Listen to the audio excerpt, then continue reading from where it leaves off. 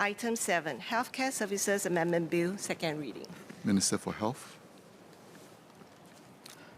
Mr. Speaker, sir, on behalf of the Minister for Health, I beg to move that the bill be now read a second time. Sir, the Healthcare Services Act 2020, or HCSA, was passed in Parliament in January 2020. It will replace the Private Hospitals and Medical Clinics Act 1980, PHMCA, which was enacted in 1980 and regulates the use of premises in which healthcare services are provided. Since 1980, the healthcare landscape in Singapore had undergone many significant changes, and it was timely in 2020 to update the regulatory framework to become services-based and premises-neutral, to ensure that our regulatory approach remains relevant and flexible. The Act is being implemented progressively, with licensees coming on board HCSA in 3 phases. We started with laboratory, radiological, ambulance, and medical transport services in Phase 1 in January 2022, and will be progressing to hospital, medical, and dental services in Phase 2 in mid-2023. Lastly, we will onboard the nursing home services in Phase 3, planned for the end of 2023. This phased approach is intended to give licensees sufficient time to prepare for and adjust to the new Act, and thus minimize disruption to existing healthcare services. Since the implementation of HCSA in Phase 1, there have been developments which require further refinement of this legislation. First, the COVID-19 pandemic has led to changes in how healthcare is delivered. For instance, new models of care such as teleconsulting and home medical services have proven to be effective and efficient. While HCSA is already a services-based framework, it needs to provide more clarity and flexibility on the requirements related to these new models of care to continue protecting patient safety and enabling new innovations in providing care. COVID-19 also highlighted the need for HCSA to be adjusted to allow us to respond to public healthcare emergencies more nimbly.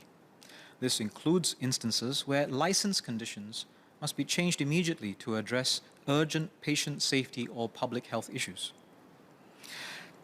Second, we received feedback on several areas of the regulatory framework which could be improved.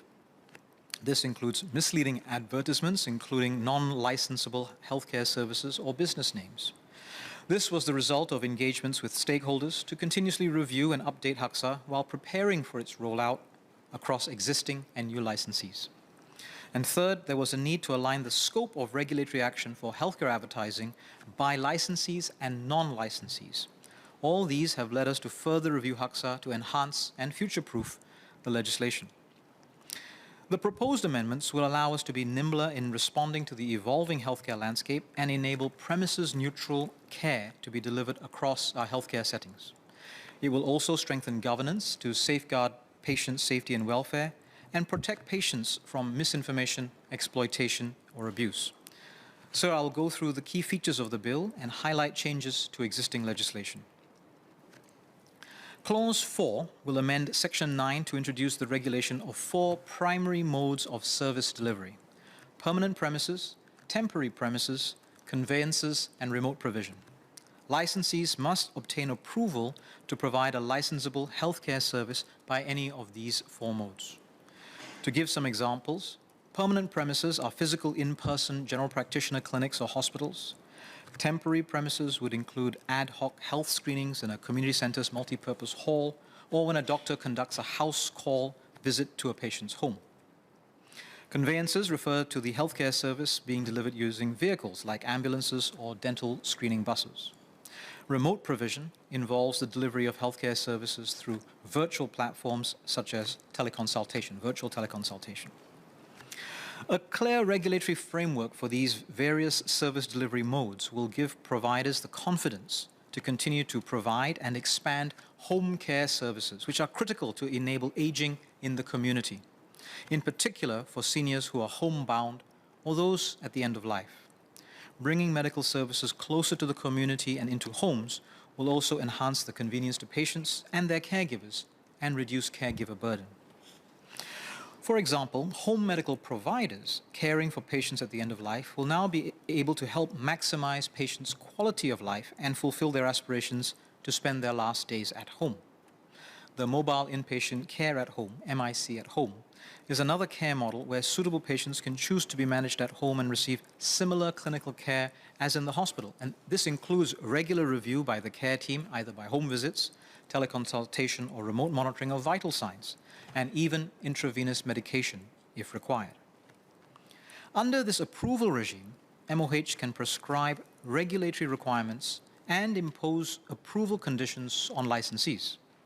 MOH can also prescribe the service delivery modes that are not permitted for a licensable healthcare service. This provides licensees with better clarity on the requirements they must meet and allows them to determine the appropriate business model for the delivery of their healthcare services. This also increases public transparency on the nature of healthcare services being provided by each licensee, how they can access these services, and how the ministry intends to regulate the delivery of the various types of healthcare services. The amendments at clauses 6 to 9 and 12 to 15, in particular the new sections 9, 11A, and 11B, and the amended section 20, set out the details of the approval regime for this, including the regulatory actions that can be taken against licensees who contravene the relevant regulatory requirements or approval conditions. At present, MOH issues license conditions to impose new safety standards, such as in instances where there is a change in the regulatory technical standards due to evolving scientific developments. MOH is now required to provide licensees with a minimum period of 14 days to send in written representation in response to the intent to amend the license conditions, if any. To prepare for future emergencies, Clause 11 will amend Section 14 to remove the 14-day notice period for any modification of license condition that applies to a class of licensees where there is immediate or imminent harm to patient safety or public health. This is so that MOH can expeditiously implement new healthcare protocols to protect public health and patient safety under exceptional circumstances. To further safeguard patient safety and welfare upfront, two other approval regimes will be introduced. First, for specified services which involve more complex or higher risk procedures provided in a licensable healthcare service and therefore have distinct requirements. Examples of specified services are liposuction, endoscopy, or radiation oncology services. In addition to the existing licensing regime for licensable healthcare services, the new Section 9A will require licensees to seek approval for the provision of any specified service. Having an approval process enables MOH to better verify that all requisite standards are met before a licensee can provide such a service, so that patient safety and welfare are upheld before these services are delivered. This approval regime builds on the approval process that is currently available for special care services in medical clinics and specialized procedures and services in private hospitals under the PHMCA framework. Second, for the appointment of a Clinical Governance Officer, or CGO, Clause 17 will amend Section 24 to replace the existing notification regime for the appointment of a CGO with an approval framework.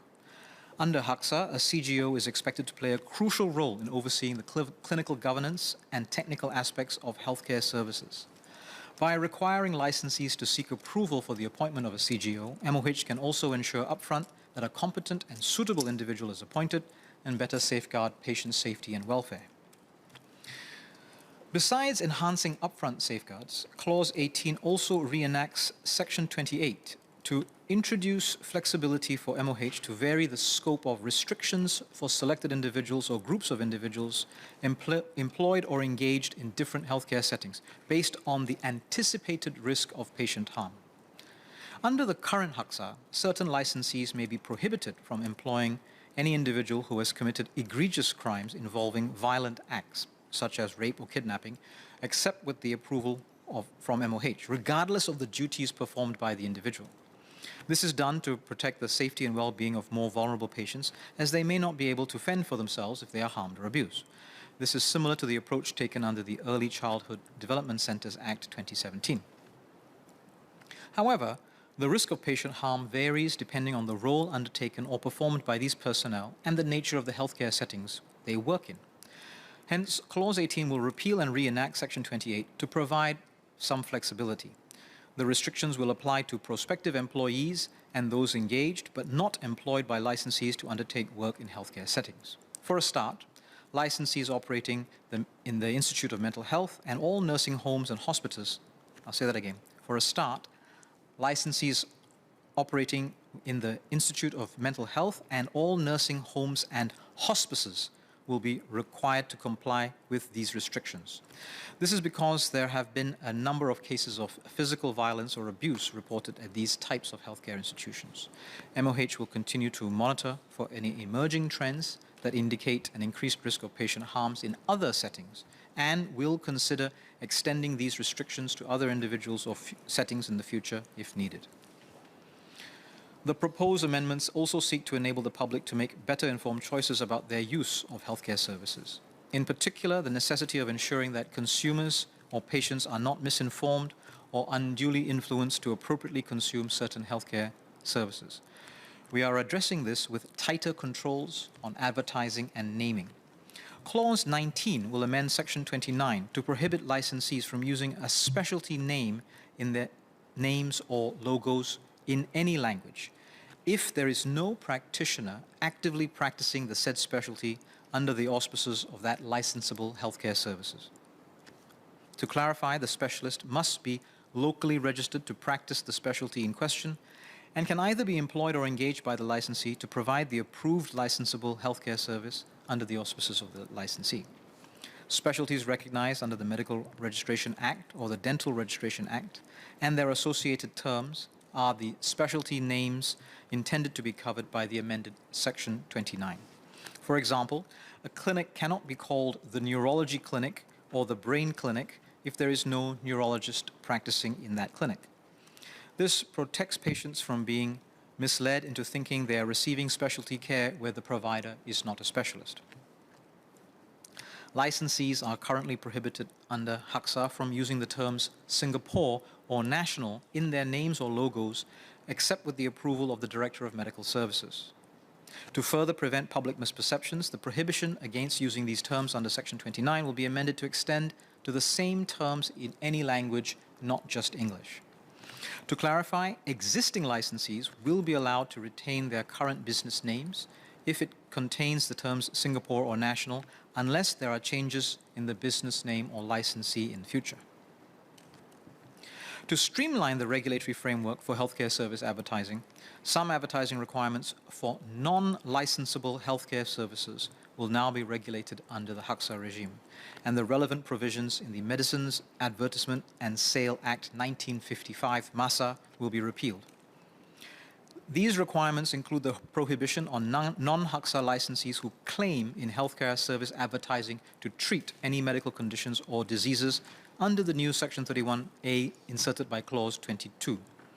For example, non-HACSA licensees cannot claim that, quote, we treat chronic quote, we treat chronic diseases such as hypertension, diabetes, and all cardiac conditions, close quotes, or that, quote, we are experienced in treating scoliosis, close quotes.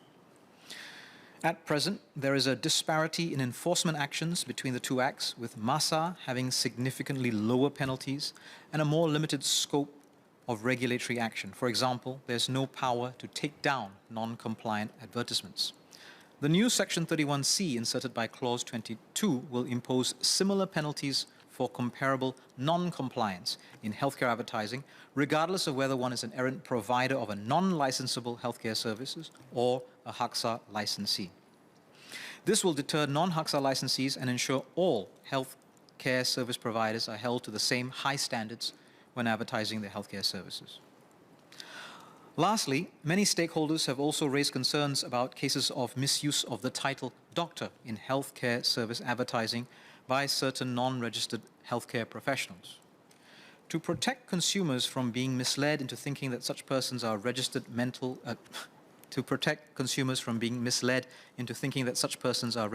medical or dental practitioners when they are not, the new Section 31B inserted by Clause 22 will require any person who is not a registered healthcare professional to state their specific qualifications and a disclaimer that their qualification is not a medical or dental qualification should they wish to use the title of doctor, or any derivative in any language in healthcare service advertising.